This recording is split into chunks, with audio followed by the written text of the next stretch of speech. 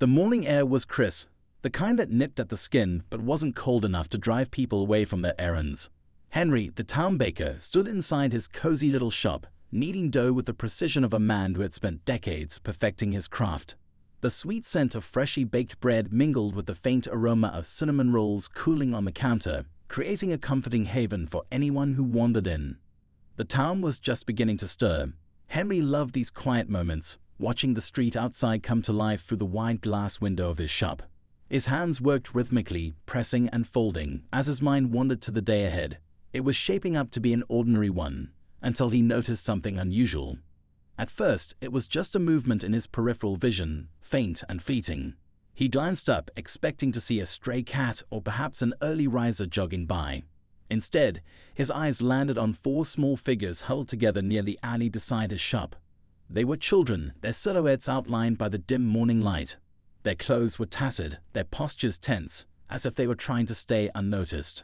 Henry's heart tightened. Lost children, here, in their sleepy little town. He wiped his hands on his apron, his baker's instinct to nurture and care kicking in almost immediately. He moved closer to the window, trying to get a better look without alarming them.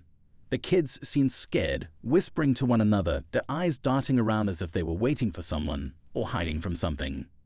He hesitated for a moment, unsure of what to do. Should he call someone? The police, perhaps.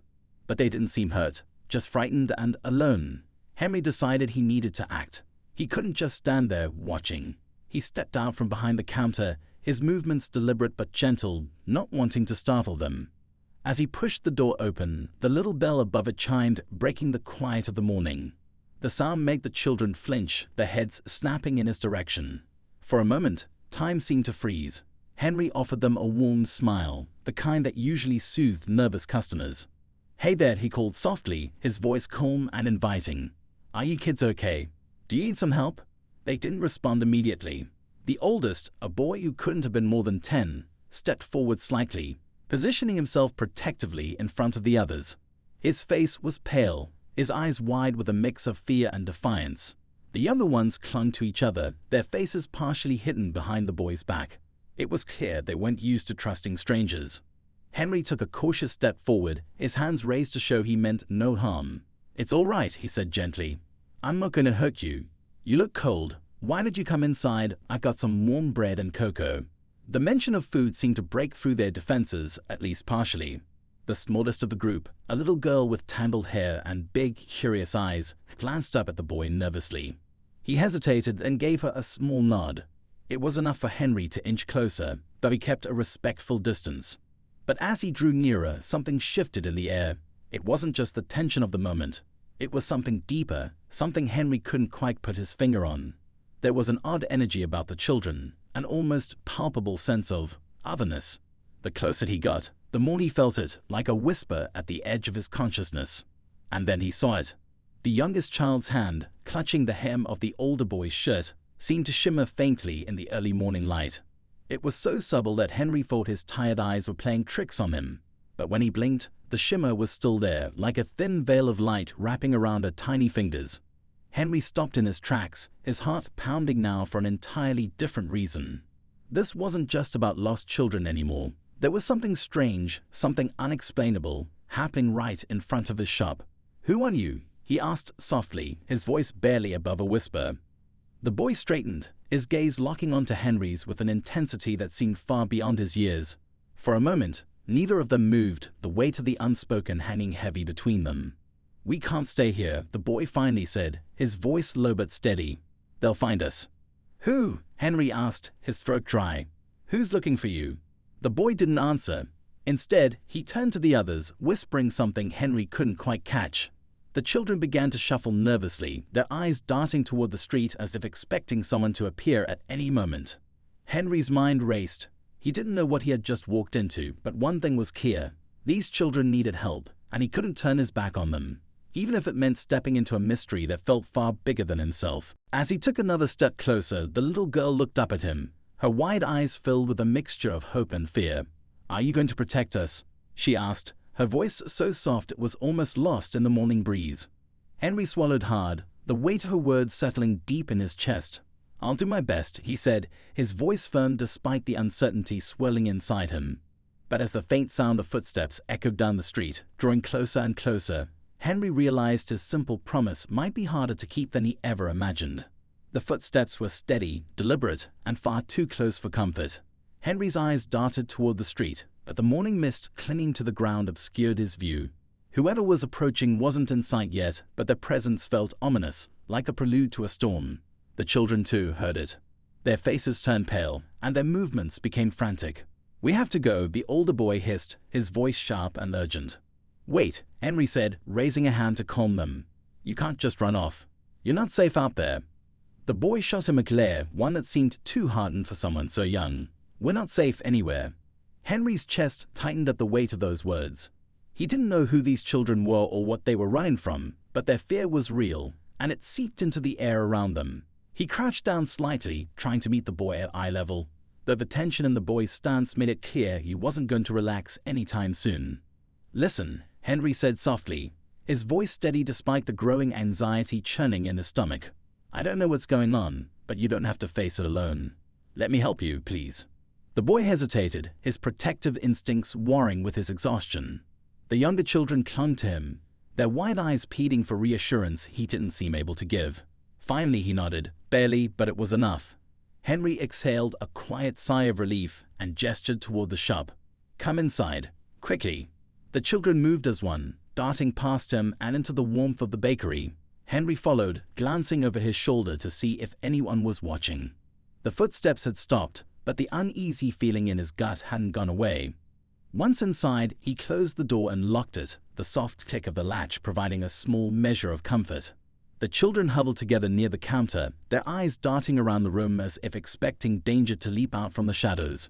Henry moved behind the counter, his hands shaking slightly as he grabbed a tray of freshly baked rolls.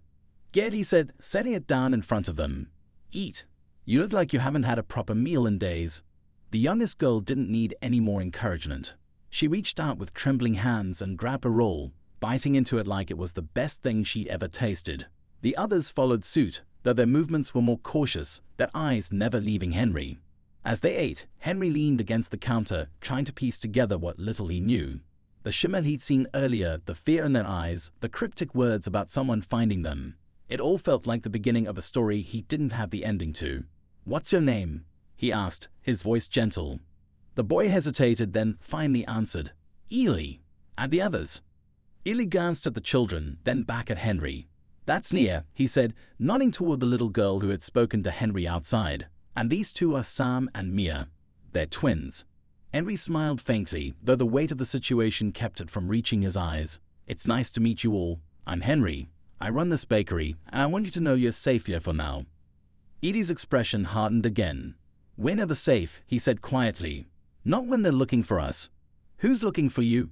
Henry asked, his voice steady despite the chill that ran down his spine. Ely didn't answer. Instead, he looked away, his jaw tightening. It was Nia who finally spoke, her voice barely above a whisper. "They're bad people," she said, her eyes brimming with unshed tears. "They want to take us back." "Back where?" Henry pressed, but before Nia could answer, Ely cut in. "Stop," he said firmly, his tone leaving no room for argument. "We don't know if we can trust him." Henry's heart sank at the boy's words, though he couldn't blame him. Whatever these kids had been through, it was clear they'd learned to be wary of adults, even ones who offered warm bread and kind words.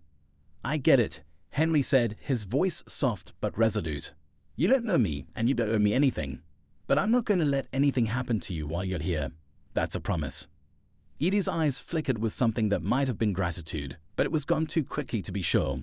The boy turned his attention back to the others, his protective instincts kicking in once more. As the children finished eating, Henry's mind raced. He needed answers, but more than that, he needed to figure out how to keep them safe. The strange shimmer he'd seen earlier nagged at him, a puzzle piece that didn't fit with the rest of the picture. Were these kids hiding from something ordinary, like a dangerous person, or was there something more extraordinary at play? The sound of a car engine rumbling down the street snapped him out of his thoughts. The children tensed immediately, their eyes wide with fear. Henry moved to the window, pulling the curtain aside just enough to peek out. A black van had parked across the street, its tinted windows giving no indication of who might be inside. "Is that them?" he asked, glancing back at Ely. Ely's face was pale, his expression confirming Henry's worst fears. "We have to go," the boy said again, his voice trembling despite his best efforts to sound brave. Henry's mind raced. He didn't know who was in that van or what they wanted, but he wasn't about to hand over 4 terrified children without a fight. He turned back to the kids, his gaze steady. "Stay here," he said firmly. "I'll handle this." "No," Ely protested, stepping forward. "You don't understand. You can't stop them." "Maybe not," Henry admitted, his voice calm despite the adrenaline coursing through him. "But I can buy you time. There's a door in the back that leads to the alley. If things go south, you take the others and run. Got it?" Ely hesitated, then nodded reluctantly. The weight of responsibility in his young eyes was almost too much for Henry to bear. As the van's engine cut off and the faint sound of footsteps approached the bakery, Henry took a deep breath, steeling himself for whatever was about to come through that door. The doorbell jingled softly, the sound too cheerful for the tension that hung in the air. Henry wiped his hands on his apron, forcing himself to appear calm. Though his heart pounded so loudly, he was sure it would echo through the quiet bakery. The children huddled behind the counter, their wide eyes peeking out from behind the wooden edge, while Ely stood protectively in front of them, his small fists clenched. A man stepped inside. His tall, imposing figure was wrapped in a long black coat, the kind that seemed to absorb the light rather than reflect it. His dark sunglasses stayed on even though the bakery was dimly lit compared to the bright morning outside. He looked around the shop, his movements deliberate, calculated, as if cataloging every detail. "Good morning," Henry said, his voice steady but polite, the kind of tone he used with customers who were difficult to please. "Can I help you?" The man didn't answer right away. Instead, he took a step closer, his boots clicking against the tiled floor. His gaze lingered on the pastries in the display case, but Henry could tell his interest wasn't in the baked goods. "I'm looking for something specific," the man said finally, his voice smooth but cold, like silk wrapped around a blade. Henry forced a small smile, though his palms felt clammy. "Well, you've come to the right place. Fresh bread, pastries, even a few cakes if you're in the mood for something sweet."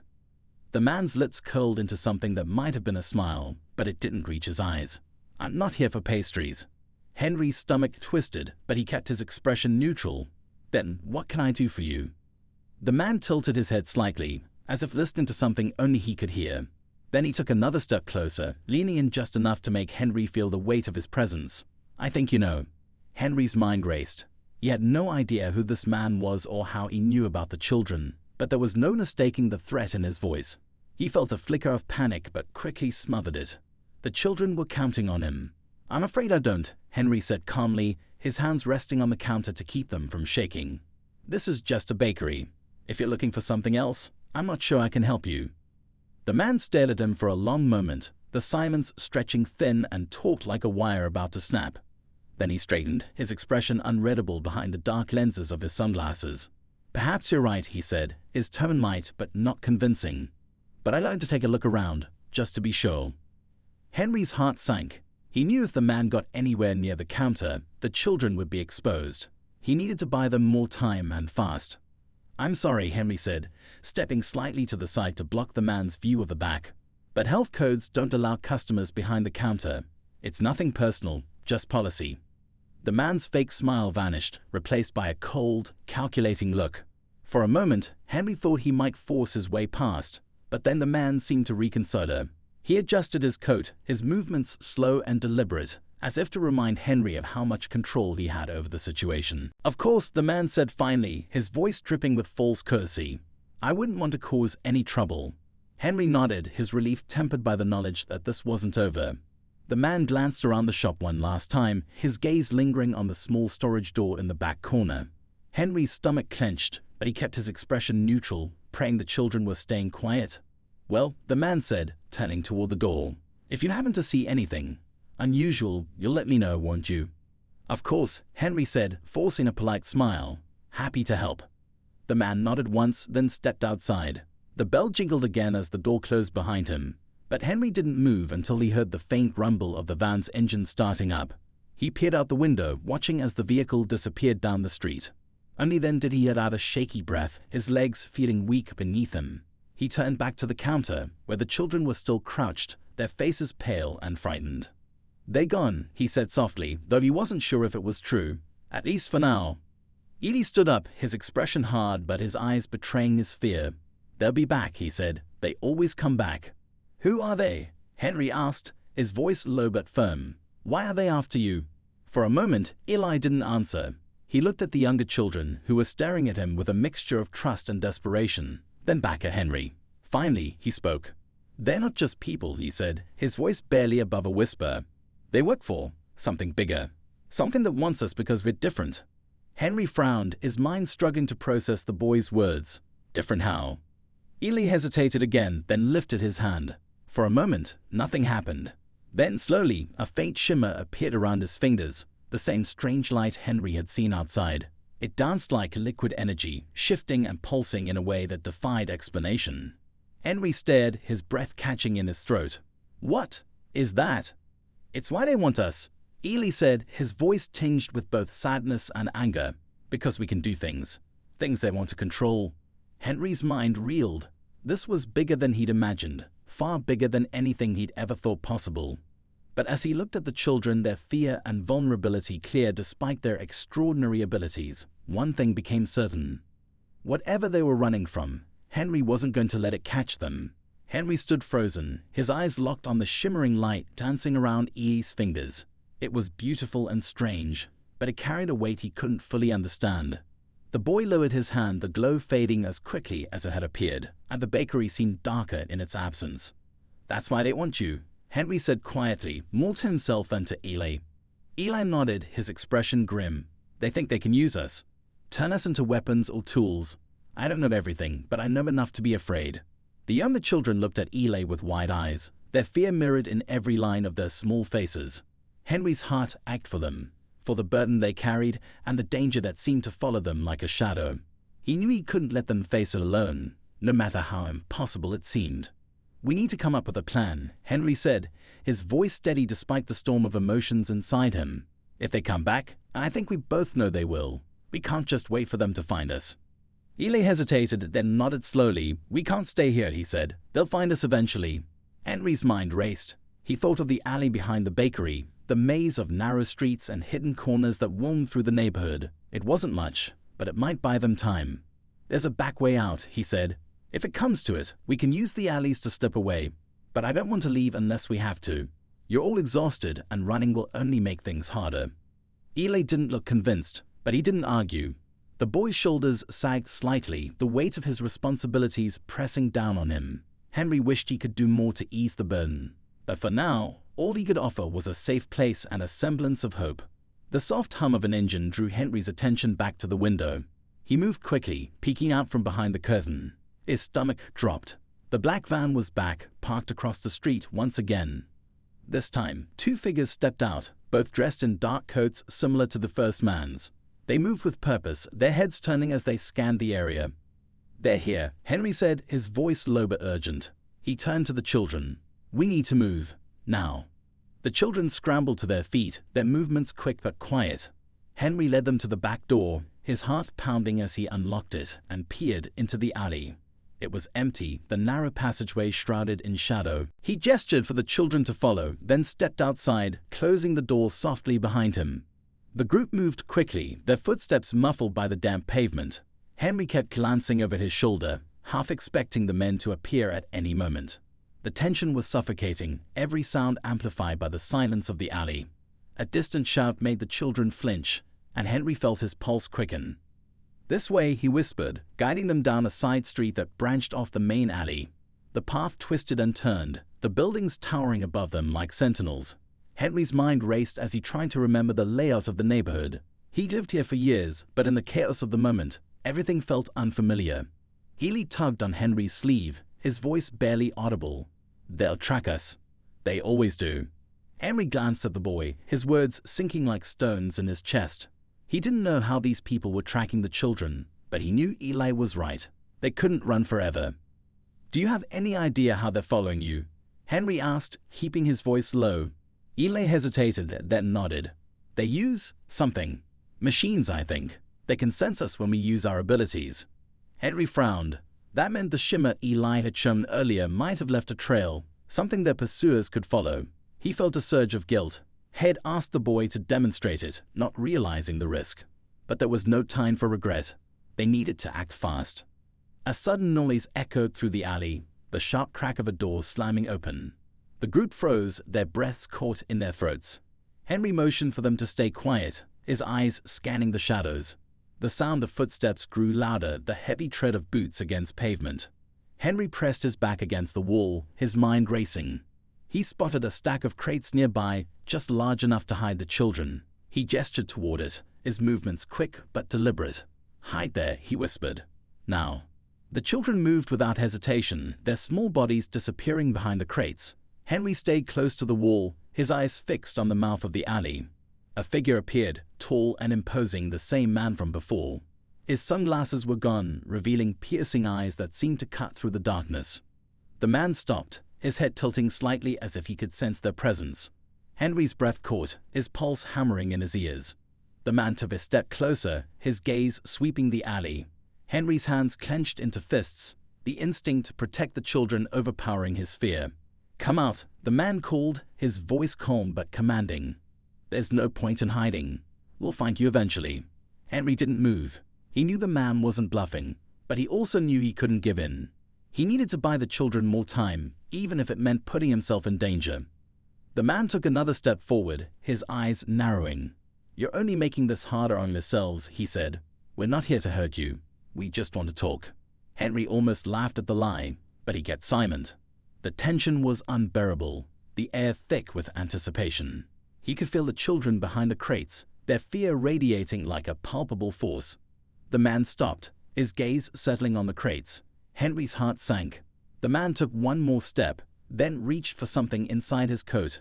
Henry's muscles tensed, every fiber of his being screaming at him to act. Before the man could move any closer, a sudden noise shattered the silence. A loud crash from the other end of the alley. The man turned sharply, his attention diverted. Henry seized the opportunity, motioning for the children to follow him as he slipped deeper into the shadows. Henry led the children deeper into the maze of alleys, his pulse racing as he tried to distance them from the man. The crash that had distracted their pursuer echoed faintly behind them, but Henry didn't stop to question it. Every second counted. The children followed close, their breaths ragged but silent, their small footsteps barely audible against the damp pavement. They turned a corner and found themselves in a narrow passage lined with towering brick walls. It felt like a dead end, but Henry spotted a rusted fire escape ladder dangling just out of reach. He glanced at Ely, who seemed to understand without being told. The boy stepped forward, his face set with determination. He reached out, and for a brief moment, the faint shimmer of light returned to his hands. The ladder shook slightly, then lowered enough for them to grab. Henry helped the younger children climb up first, his hands steady despite the adrenaline coursing through him. Ely followed, his movements quick but careful. Henry was the last to ascend, pulling himself up just as the faint sound of footsteps reached his ears again. He peered down and saw the man from before enter the alley, his sharp gaze sweeping the area. The group crouched low on the fire escape, their breaths held as the man moved closer. He stopped beneath them, his head tilting slightly as if he could sense their presence. Henry's heart pounded so loudly he was sure the man could hear it. Time seemed to stretch as the man lingered, scanning the shadows. Then, without warning, he turned and walked away, his footsteps fading into the distance. Henry exhaled shakily, but the relief was short-lived. A faint hum filled the air, a sound that seemed to vibrate in his chest. He looked up and saw a drone hovering above them, its small but menacing frame illuminated by red lights. The children gasped, their fear palpable. "They're tracking us," Ely whispered, his voice trembling. "They always find us." Henry's mind raced. The fire escape led to the roof, and from there they might be able to lose the drone. He motioned for the children to keep climbing, his urgency unspoken but clear. They reached the roof, the city stretching out before them in a maze of concrete and steel. The drone followed, its mechanical whine growing louder. Henry spotted a narrow plank that connected their rooftop to the next building. It was precarious, but it was their only option. He helped the children cross, his hands steady despite the danger. The plank wobbled under their weight, but they made it to the other side. Henry was the last to cross, his eyes fixed on the drone as it hovered closer. Just as he reached the other rooftop, the drone emitted a sharp, piercing sound. A bolt of energy shot out, striking the edge of the plank and shattering it into splinters. Henry stumbled but managed to pull himself up, his heart pounding. The children clung to each other, their faces pale with fear. "We have to keep moving," Henry said, his voice firm despite the panic clawing at him. They ran across the rooftops, the drone pursuing them relentlessly. Henry spotted an open skylight ahead, a faint beam of light spilling out onto the rooftop. He motioned for the children to follow, and they climbed inside, landing in what appeared to be an abandoned warehouse. The air was thick with dust, and the faint smell of rust lingered. The drone hovered outside, its red lights flashing as it scanned the area. Henry led the group deeper into the warehouse, his footsteps careful on the creaking floorboards. The building was vast and filled with shadows, the perfect place to hide, if only for a little while. Edie tugged on Henry's sleeve, his face serious. "They're not going to stop," he said. "Even if we hide, they'll keep coming." Henry nodded, his mind racing.